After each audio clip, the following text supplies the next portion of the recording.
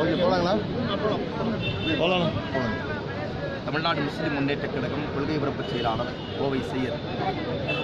தொடர்ந்து இந்தியாவில் சிறுபான்மை மக்கள், ஒடுக்கப்பட்ட பிற்படுத்தப்பட்ட மலைவாழ் மக்கள், தலித்து மக்கள் தொடர்ந்து இந்த மோடி அரசில் அநியாயமாக ரவுடி கும்பல்களால், சங் பரிவார கும்பல்களால் தாக்குதலுக்கு ஆளாகிறார்கள். என்ன காரணம் என்று சொன்னால், மாட்டுக்கறியை சாப்பிடுகிறார்கள் என்று சொல்லி அவர்கள் தாக்குதலுக்கு ஆளாக்கப்பட்டிருக்கிறார்கள்.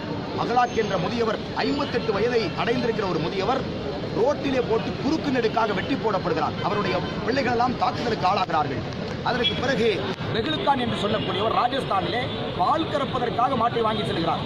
அந்த மாட்டையும் இறக்கிவிட்டு அவரையும் படுகொலை செய்திருக்கிறார்கள். இப்படி 16 பேர் இந்தியாவில் இதுவரை படுகொலை செய்திருக்கிறார்கள்.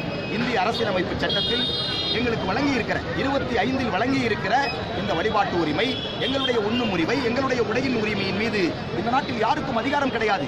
மோடி சட்டமியற்றிக் கொண்டு எங்கள் மீது இந்த தாக்குதலை நடத்துவார் என்று சொன்னால் அந்த தாக்குதலை நாங்கள் எதிர்கொள்வதற்கு தயாராக இருக்கிறோம். ஆனால் இந்தியாவுக்கு இது அழகல்ல, இந்திய ஜனநாயகத்திற்கு இது அழகல்ல. இது பன்முகத்தன்மை கொண்ட ஒரு தேசம். இதில் ஒருமுகத்தன்மையை, ஒற்றை கலாச்சாரத்தை திணிப்பதற்கு இந்த பாசிச சங்கப்பரிவார் RSS பயங்கரவாதிகள் கூட்டம் விளைகின்றது. அதை தடுத்து நிறுத்தி இந்த சட்டத்தை வாபஸ் பெற வேண்டும்.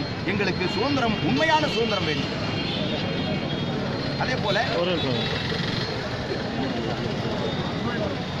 குருவாயூர் நகர் என்ற இடத்துல ஒரு பள்ளிவாசல் கட்டப்பட்டிருக்கிறது.